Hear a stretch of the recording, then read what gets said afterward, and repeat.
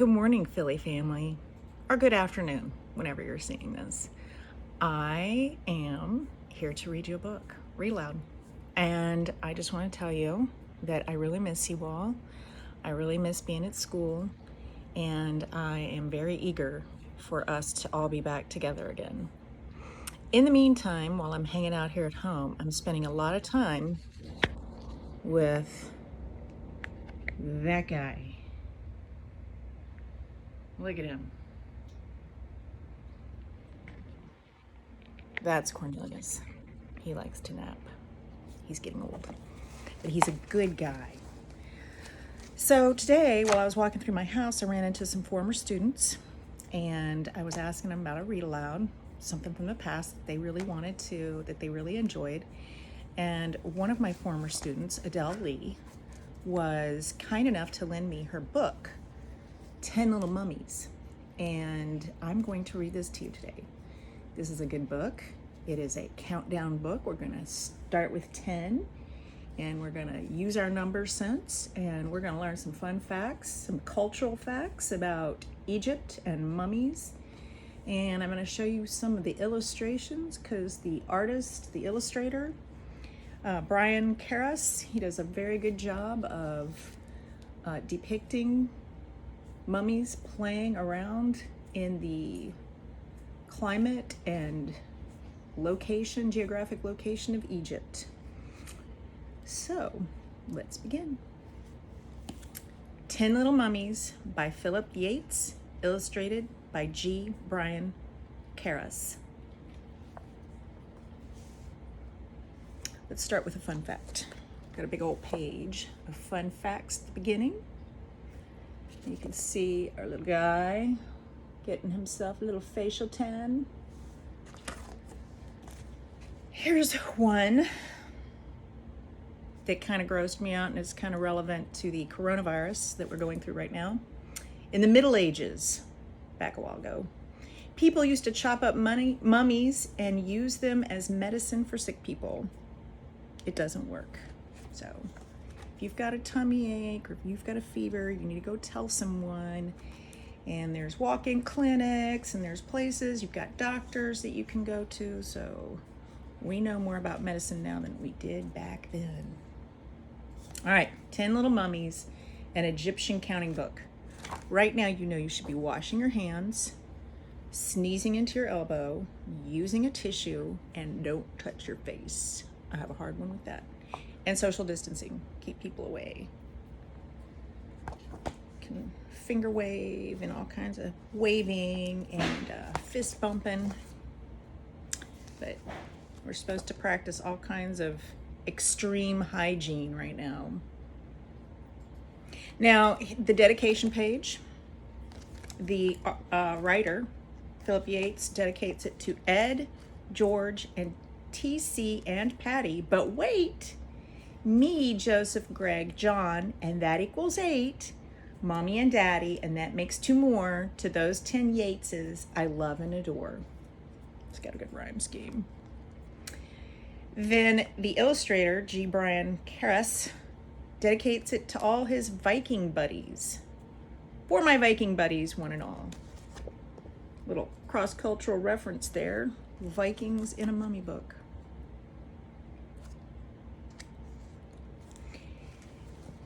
Deep underground, in a dreary old tomb, 10 little mummies were stuffed in one room. Nothing to play with, no books on the shelves, just 10 little mummies wrapped up in themselves. Let's count our little mummy buddies here. We got 1, 2, 3, 4, 5, 6, 7, 8, 9, 10. Look at those expressions. Those are some bored little guys and girls. You can't really tell. All right. This is the pit, said a mummy one day. I'm bored stiff. Let's go out and play. Oh, let's go outside and play. So there he is, complaining. He's bored. He wants to go outside. I'm sure a lot of you are all aboard. Hopefully y'all are getting outside, fresh air. 10 little mummies went out to have fun. One suffered heat stroke and ran from the sun.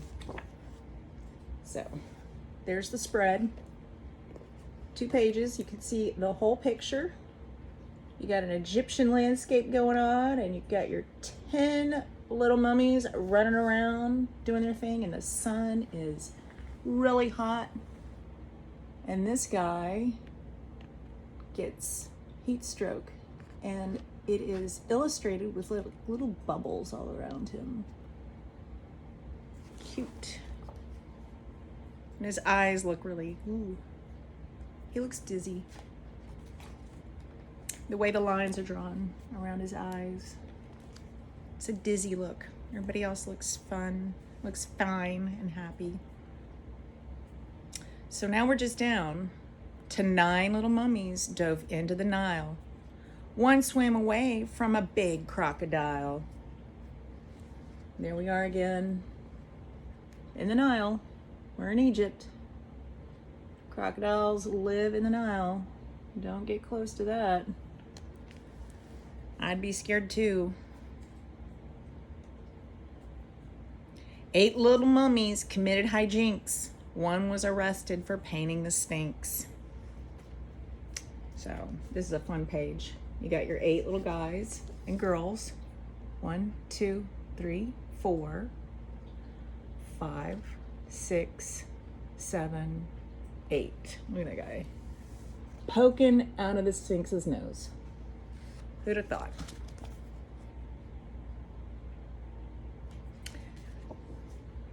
Don't paint things that you don't have permission to paint. Spoken from someone who has done it before in her past and got into some trouble. 7 little mummies got lost in the dunes. One was adopted by friendly baboons. Look at those cute baboons.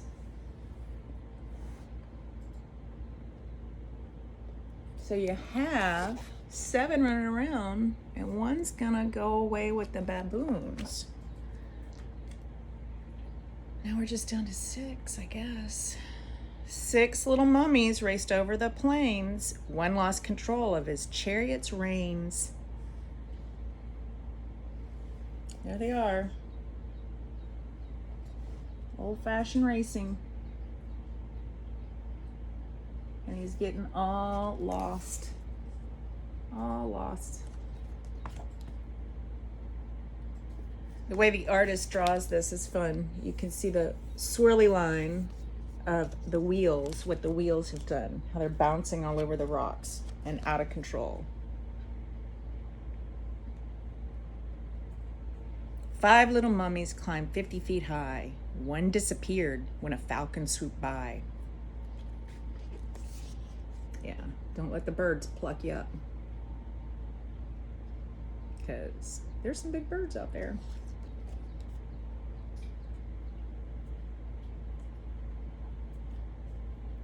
Four little mummies yelled, "Pyramid slide!" One came unraveled and snuck off to hide. So here we got the 4. 1, 2, 3. And there's the 4th one. He's left in his birthday suit.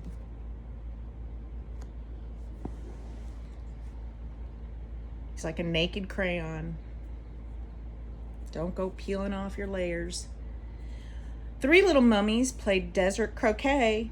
Whoosh went a sandstorm and blew one away. So here we have the spread. And the whole picture, you got your 2 playing croquet. And then you got your sandstorm. And then you got your 1 little guy blowing away.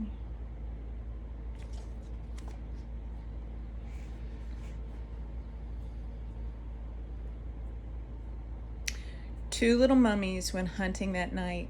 One roped a hippo, then rode out of sight. So there's our picture. We have our 2. This one's leaving. We're gonna be left with 1. They look worried.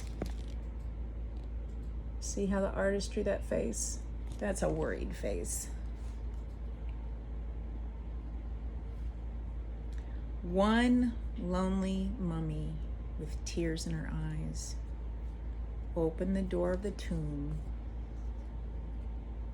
and surprise! Yay! There in the dark with their faces aglow, 9 little mummies all stood in a row. All back together. Woohoo! That'll be us in a couple of weeks, I hope. All back together.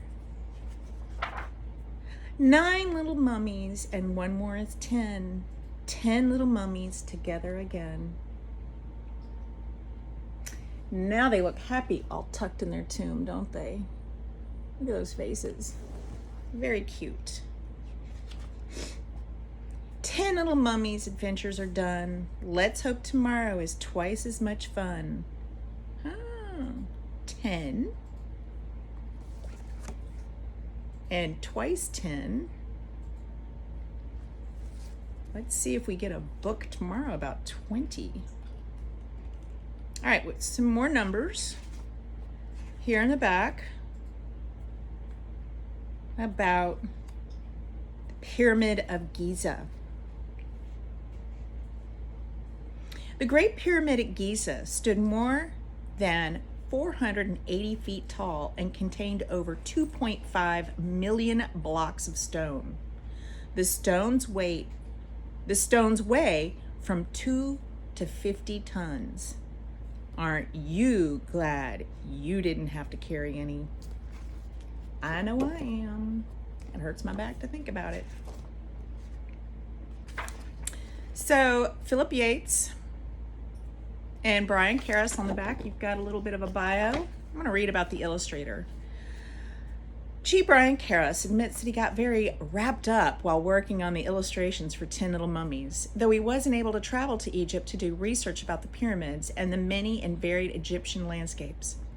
Mr. Karras has illustrated over 70 picture books for children, several of which he wrote himself. He lives in New York's Hudson Valley with his wife and 2 children. Make sure you get some time to go outside and play, but don't run away. I want to see you when we're back in school. Now, if you want an extra challenge, you can practice drawing mummies yourself. Maybe add on to this story. See what happens if you start with 20 mummies and you go down. You could also have them leave in 2s or 5s. See what kind of story you might be able to create. Then bring it in, because I'd love to read your story. Hope to see you soon. Take care.